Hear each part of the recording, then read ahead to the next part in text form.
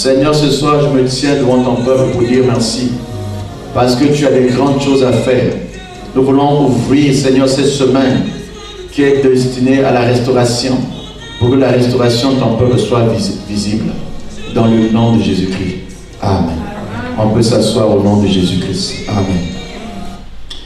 Ce soir, par la grâce de Dieu, je vous souhaite la bienvenue encore à ce grand moment. Amen.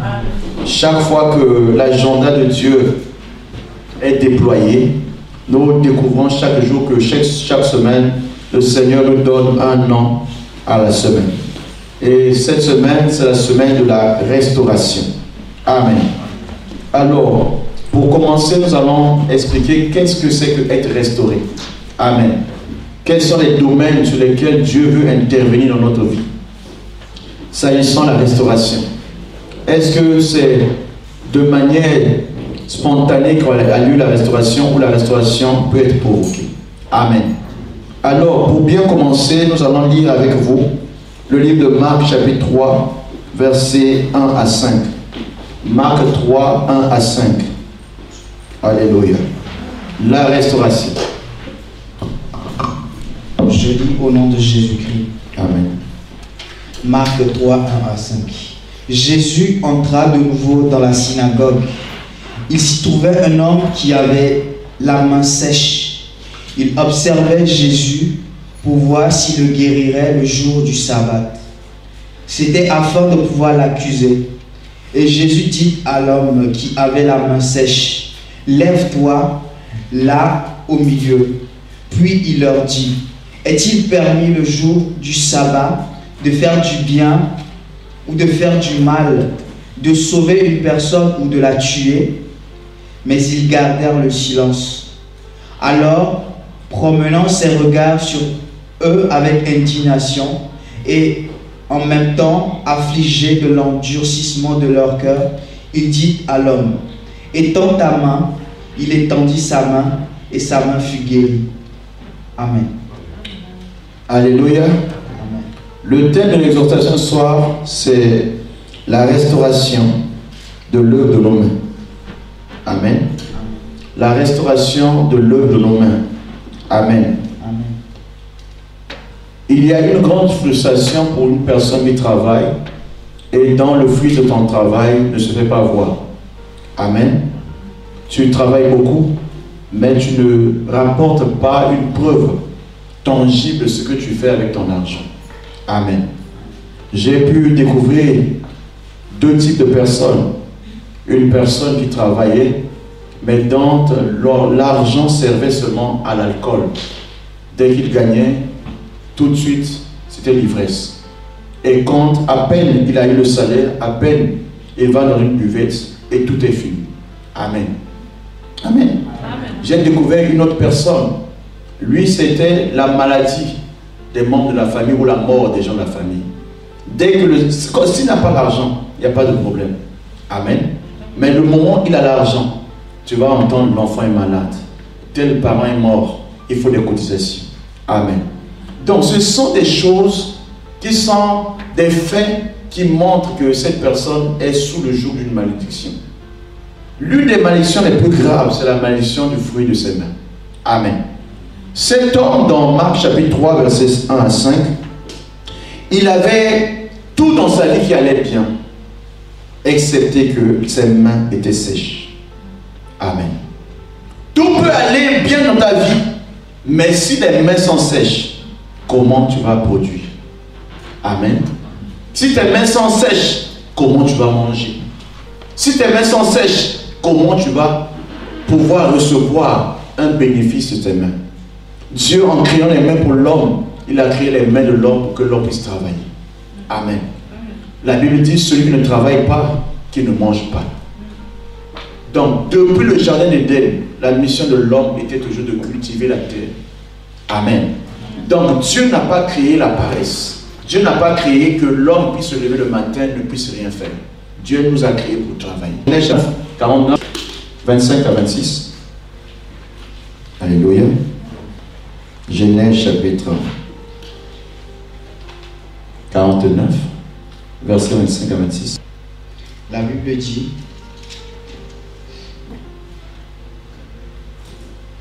C'est l'œuvre du Dieu de ton Père qui t'aidera. C'est l'œuvre du Tout-Puissant qui te bénira. Des bénédictions des cieux en haut, des bénédictions des eaux en bas, des bénédictions des mamelles et du sein maternel. Les bénédictions de ton Père s'élèvent au-dessus des bénédictions de mes pères, jusqu'à la cime des collines éternelles. Qu'elles soient sur la tête de Joseph, sur le sommet de la tête du prince de ses frères. Amen. Alléluia. Amen. Lorsqu'une personne est bénie, cette personne jouit des bonnes choses dans sa vie. Amen. Lorsqu'une personne est maudite, cette personne souffre dans sa vie. Cette personne qu'on appelle Joseph était un des enfants de Jacob, mais il a reçu de son père une parole de bénédiction. Amen. Beaucoup de gens travaillent, ils n'amassent pas, ils ne voient pas le fruit de leurs mains à cause de la malédiction venant de leur père ou de leur mère. Amen. Une personne à qui on a décrété des paroles de malédiction, quel que soit son effort, si Dieu n'enlève pas cela, cette personne sera maudite. La malédiction sans cause n'a pas d'effet, mais une malédiction avec cause a effet. Amen. Mais lorsqu'une personne est maudite, cette personne ne peut pas prospérer. Alléluia. La première cause qui fait que le travail des mains d'une personne ne puisse pas être réellement visible, c'est la malédiction. Lorsqu'on enlève la malédiction, c'est alors que la bénédiction va venir. Amen. Je vais rappeler une chose encore. Que la plupart des gens qui sont venus de la famille de Jacob ou d'Abraham, ils ont reçu ce que Dieu avait donné à Abraham. Dieu avait dit à Abraham, je bénirai celui qui le bénira, je maudirai celui qui te maudira. Amen. Et cette bénédiction d'Abraham a eu et sa descendance. Amen. Amen. Dans une famille dont la source est déjà bénie, tout le monde va subir la même bénédiction. Amen. Et je déclare que la malédiction ne sera pas ton partage. Au nom de Jésus-Christ. Amen. Alors remarquez bien ce qui arrive dans la vie de cet homme dont les mains étaient sèches. Cet homme était dans la synagogue, mais les Juifs qui étaient là ne voulaient pas qu'il soit béni. Amen. Ils voyaient une occasion pour dire à Jésus, prêche la parole, mais ne touche pas le cas des gens. Deux fois dans l'église, tu viens, tu as un problème lié à tes finances. Deux fois tu viens, c'est un problème lié à ton travail. Rien dans ta vie n'avance parce que tu es victime de ce qu'on appelle la malédiction des mains sèches. Cette malédiction, c'est quoi? C'est lorsque tu travailles, tu ne reportes rien. Ou tu n'as pas une porte qui est ouverte dans ta vie. Amen. Ce soir, cela va partir au nom de Jésus-Christ. Alors, dans Marc chapitre 3, Jésus a dit ceci. Marc 3, 1 à 5. Jésus entra dans la synagogue. Il s'y trouvait un homme qui avait la main sèche. Amen. Amen. La première des choses qu'il faut noter, c'est que c'est dans une synagogue que la scène a lieu. Amen. Donc une personne peut venir dans une synagogue, venir dans un temple, venir dans une église, mais pourtant il a la main sèche. Amen. Continue.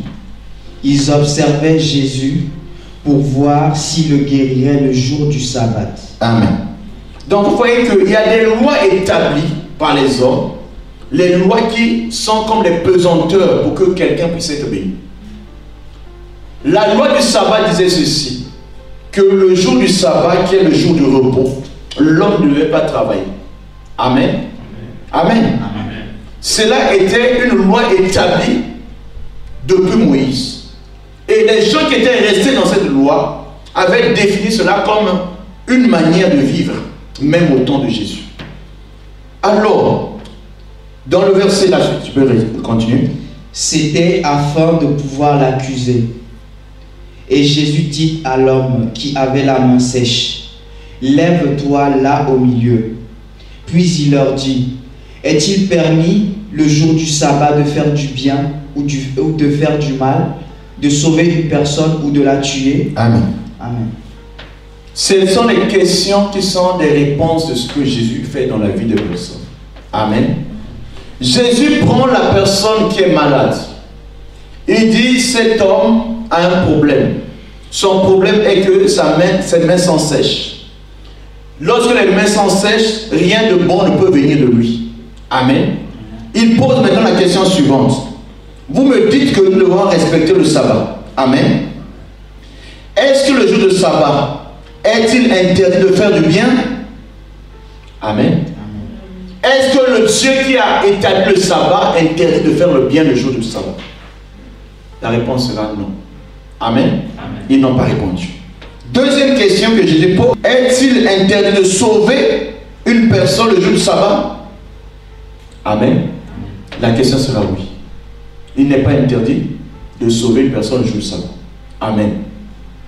Alors, qu'est-ce que Jésus fait dans la suite? Mais ils gardèrent le silence. Alors, promenant ses regards sur eux avec indignation, et en même temps affligé de l'endurcissement de leur cœur, il dit à l'homme, étends ta main.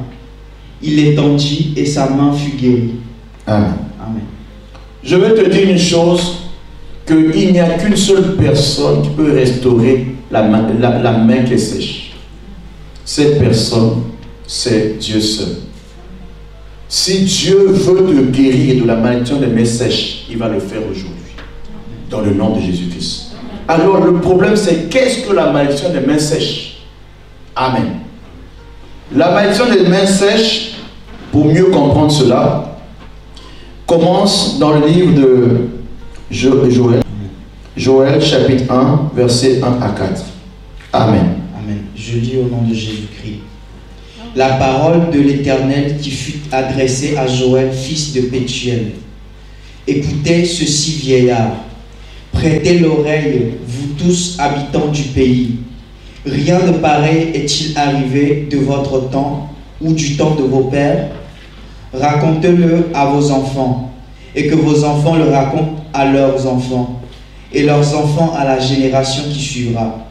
Ce qu'a laissé le gazelle, la sauterelle l'a dévoré.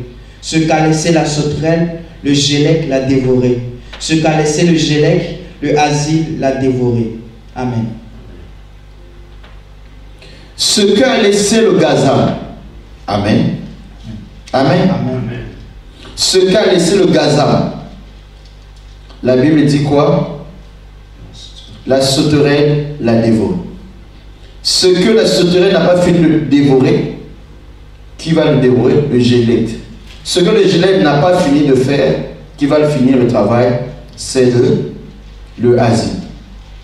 On nous a présenté 4 formes de destruction. Amen. Ce sont les 4 dévoreurs de ce qui est de la bénédiction d'une personne. Amen. Ce sont des sauterelles dans 4 phases de leur croissance. Amen. Dans la phase embryonnaire, quand il y a d'abord la première métamorphose, il y a un état de sauterelle. À un niveau de développement, il y a un autre, ainsi de suite. Amen. Chaque fois que la sauterelle paraît, il vient manger la sémence. Amen. Donc ça veut dire que depuis longtemps, les sauterelles sont en train de détruire la sémence. Amen. Alors, pourquoi cela? La Bible est simple. Dieu veut attirer notre attention sur une chose, qu'on n'a jamais entendu une pareille chose. Amen.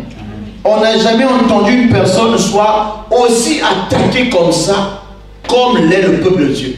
Depuis que la sauterelle était enfant, elle s'est développée dans les 4 phases, elle a commencé à manger.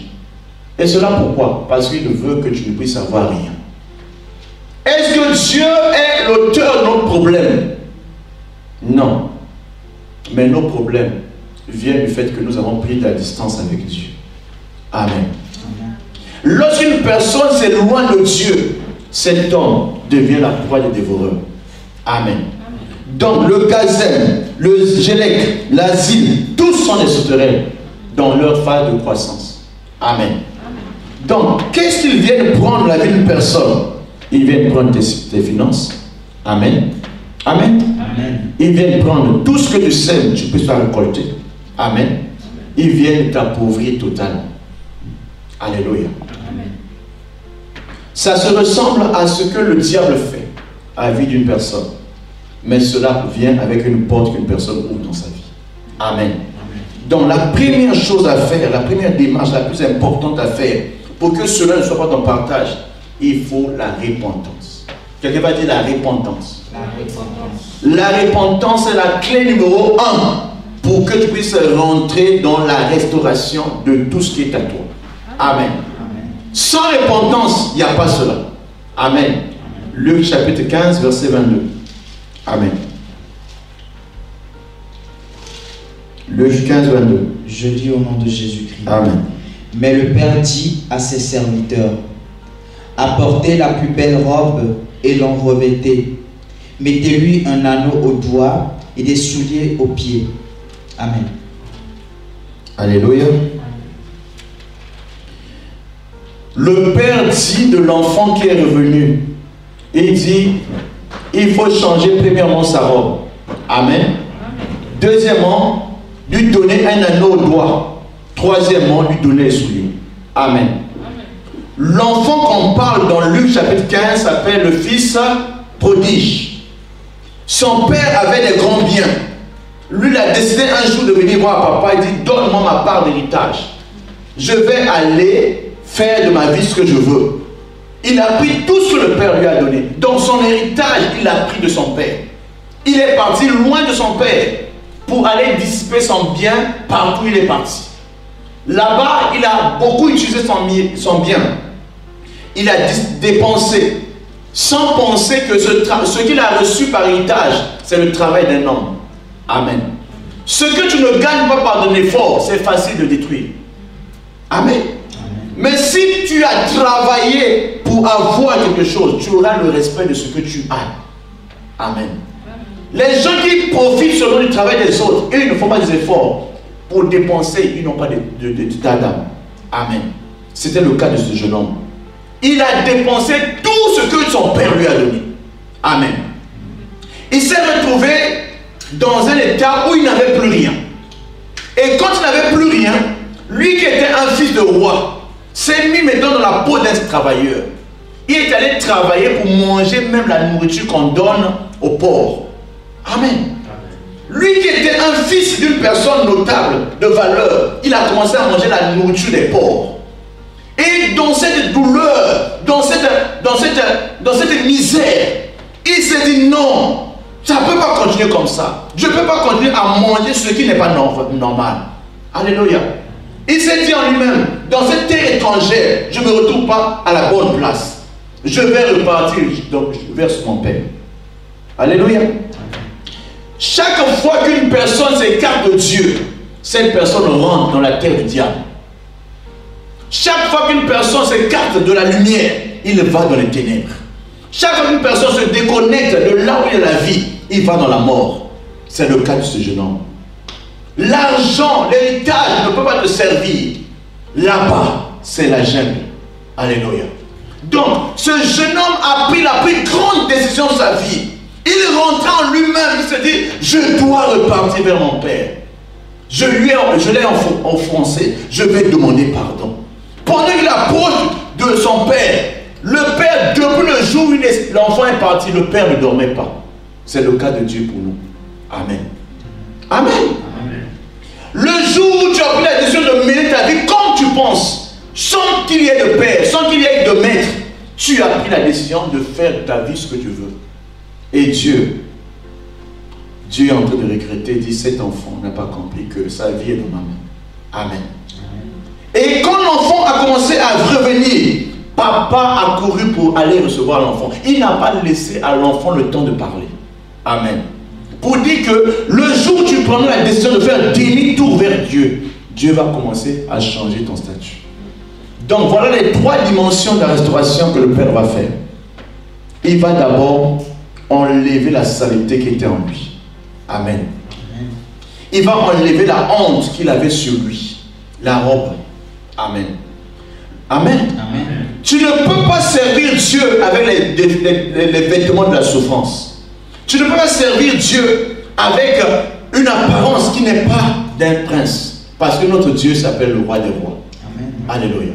Donc Dieu va commencer par restaurer d'abord ton apparence. Restaurer aussi ta dignité.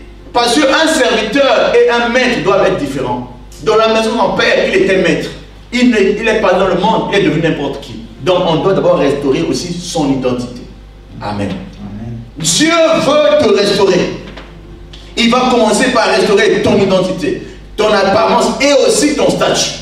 Alléluia. Ton statut peut-être dans le monde, on dit celui-là, c'est un alcoolique. Celui-là, c'est un drogué. Celui-là, c'est un impudique. Mais dans la présence de Dieu, Dieu efface toutes ces choses-là pour faire de toi une nouvelle personne. Il va te laver. Il va changer ton identité de l'intérieur. Et cela par le sang de Jésus-Christ. Dieu va effacer la marque que le temps a fait sur toi. Ça s'appelle la restauration. Alléluia. On appelle ça la restauration de l'intérieur de l'homme. Amen. La deuxième chose, Dieu va te donner un anneau. Amen. L'anneau, c'est le symbole de l'alliance. Amen. Amen. Dieu veut restaurer ton alliance avec lui. Amen.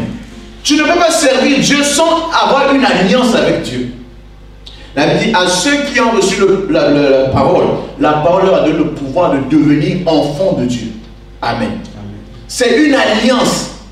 Dieu se marie, le Fils de Dieu se marie avec nous. Nous sommes devenus la femme de Jésus-Christ. Amen. Nous sommes l'épouse. Dans Éphésiens chapitre 5, il dit nous sommes l'épouse de Christ. Amen. Nous sommes la femme, l'épouse de Christ. Donc, Dieu nous donne la compte de ce qui est important dans notre vie. C'est quoi? Le Saint-Esprit. Amen. Le Saint-Esprit, c'est le sceau, la marque ou le symbole de notre alliance avec Jésus. Amen. Tu ne peux pas être restauré s'il n'y a pas le Saint-Esprit. Amen. Donc ce soir, je suis venu pour te dire, Dieu va changer ton apparence, changer ton statut, changer ton alliance avec lui. Amen. Amen. La troisième chose importante, Dieu ne va pas permettre que tu marches avec les chaussures sales du monde. Il doit changer aussi tes chaussures. Alléluia. Les pieds, les chaussures aux pieds sont le symbole de ce qu'on appelle les bonnes œuvres. Amen. Nous serons maintenant capables, nous sommes sauvés, nous devons aussi marcher dans l'intégrité avec Dieu. Nous devons avoir le zèle pour aller gagner les âmes. Nous devons avoir le zèle pour pratiquer les bonnes œuvres. Alléluia. Ce soir, je veux dire à une personne, non pas seulement les mains, mais tout de toi doit être restauré. Dans le nom de Jésus-Christ.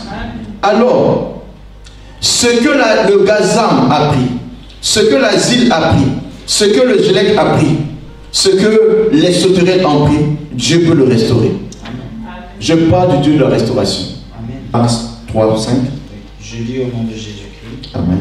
Alors promenant ses regards sur eux, avec indignation et en même temps affligé de l'endurcissement de leur cœur, il dit à l'homme, étends ta main, il étendit, et sa main fut guérie. Amen. Alléluia. Amen. Dieu veut guérir tes mains. Yes. Dieu veut que tes mains qui ne travaillaient plus puissent travailler. Dieu veut que tes mains qui ne rapportaient plus l'argent puissent gagner de l'argent. Dieu veut que tes mains qui ne pouvaient plus faire quelque chose de bien puissent faire quelque chose de bien. Lorsqu'une personne n'a plus de mains qui travaillent, cette personne devient mendiant. Dieu ne veut pas que tu sois mendiant. Dieu veut que tu travailles pour gagner ton pain. Alléluia. La plus grande malédiction de l'homme, c'est lorsque l'homme ne travaille pas. Amen. Si tes enfants sont là, dis papa, nous devons manger. Et si tu n'as rien, tu vas pleurer avec tes enfants. Amen. Dieu veut finir la honte des mains qui sont sèches dans ta vie. Amen. Alors, je vais aborder un problème très important. Tu peux avoir les mains en bonne santé, mais tes mains ne rapportent pas quelque chose qui dure. Amen. À peine tu gagnes, à peine le problème arrive. Amen. Comment que ces problèmes s'arrêtent?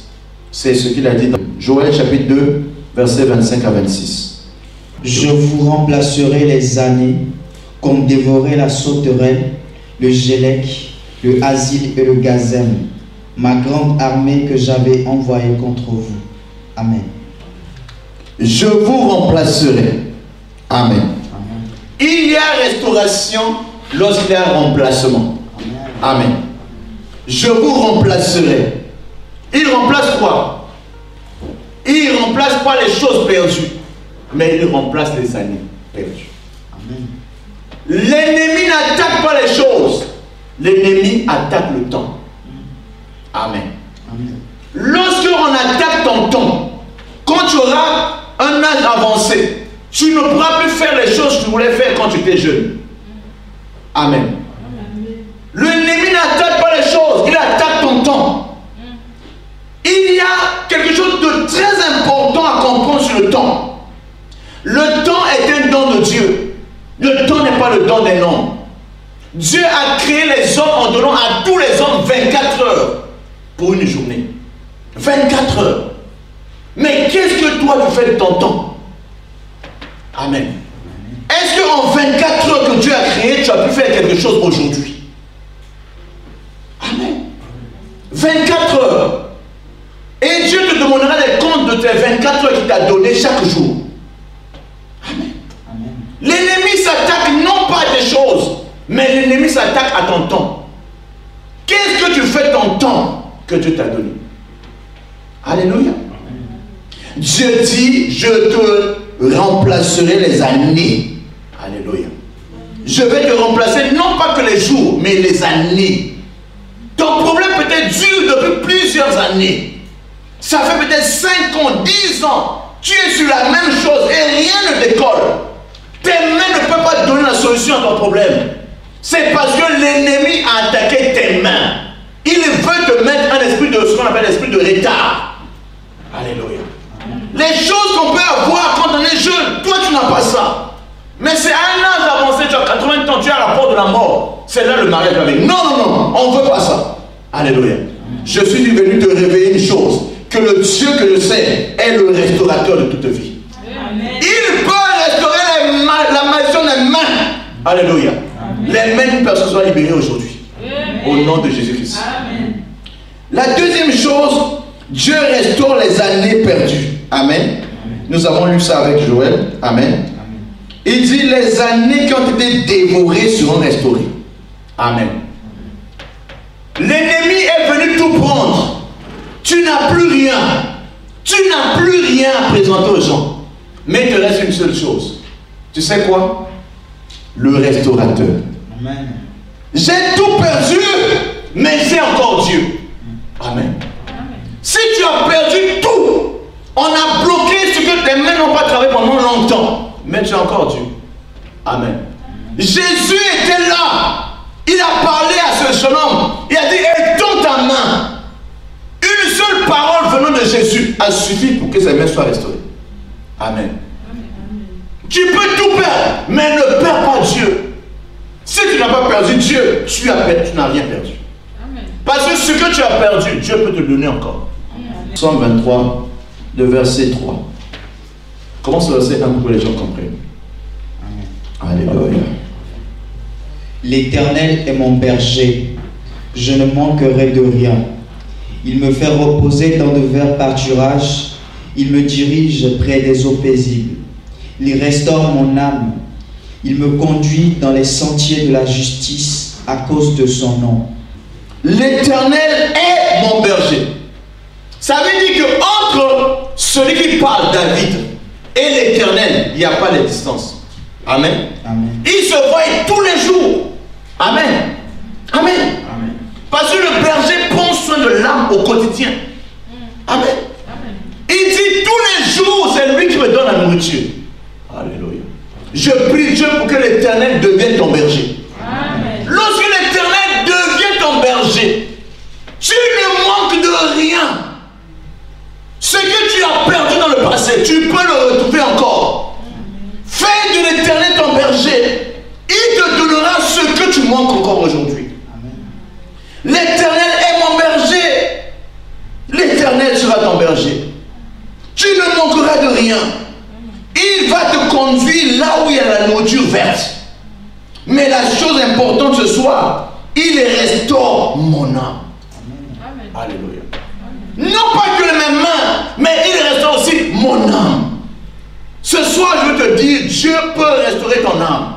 Dieu peut apporter la paix que tu as manqué pendant longtemps. Il y a une frustration de travailler et de ne pas bénéficier du travail. Il y a une frustration de travailler, de voir Chaque fois que je sème, il y a toujours un voleur, il y a toujours une destruction, il y a toujours une mort. Mais Dieu veut restaurer ta paix. Amen. Dieu veut que ton âme soit en paix, que ton âme ait de la joie. Dieu te donne la capacité de rire comme les autres personnes de la terre. Lève-toi maintenant, nous allons adorer l'Éternel. Dis Seigneur, je veux t'avoir pour berger. Parce qu'en t'ayant pour berger, je ne manquerai de rien. Prie au nom de Jésus-Christ. Ce soir, dis Seigneur, si tu ne fais pas, il n'y a personne. Viens restaurer ma vie. Viens enlever la honte de ma vie. Le temps que j'ai perdu, où j'ai cherché par moi-même, je n'ai pas pu trouver. Que le retard que j'ai accumulé dans ma vie s'arrête. Viens en mon secours. Prie au nom de Jésus-Christ. Étends tes mains maintenant vers moi ici. Alléluia. Étends tes mains vers moi comme ça. Amen. Seigneur, tu m'as parlé pendant que je cherchais qu'est-ce que je dois dire à ton peuple. Tu m'as dit il y a une malédiction des mains qu'on appelle la sécheresse. Je me lève en tant qu'ouvrier qui obéit à la voix de l'Esprit. Je viens célébrer, Seigneur, l'œuvre de Dieu dans leur maison. Je prie pour que toute personne qui a les mains qui sont pointées vers moi, Seigneur, vive un témoignage instantané. Que la sécheresse qui était dans ses mains soit partie maintenant au nom de Jésus-Christ. Je viens maudire l'heure de la sécheresse. Je viens proclamer, Père, la vie dans sa main. La vie dans sa main. La vie dans sa main. La vie dans sa main. La vie dans sa main. Quel que soit l'endroit où se trouve ton peuple, Père, que la puissance des mains sèches parte. Que ses mains soient guéries. Je parle des mains qui conduisent quelqu'un à la pauvreté, à la mendicité. Que cela soit parti maintenant au nom de Jésus-Christ. Parole de l'Éternel. Que Jésus guérit les mains sèches. Je commande et je prophétise la vie dans tes mains maintenant. Reçois la vie. Reçois la vie. Reçois la vie. Partout où tu es, tu reçois la grâce de Dieu. Tes affaires vont produire. Il y aura la productivité partout. Parce que Jésus est le maître du sabbat. Il te donne le repos. Il te sauve dans le nom de Jésus-Christ. Remercie le Seigneur là où tu es. Rends-lui grâce. Rends-lui grâce. Rends-lui grâce. Rends-lui grâce. Parce que c'est lui qui le fait. Ce n'est pas l'œuvre d'un homme. C'est l'œuvre de Dieu. C'est l'œuvre de Dieu, ton Père, qui te rend riche. C'est l'œuvre de Dieu qui te bénit. C'est l'œuvre de Dieu qui te place au sommet des collines. C'est l'œuvre de Dieu qui te donne la provision abondante. C'est l'œuvre de Dieu. Au nom puissant de Jésus-Christ.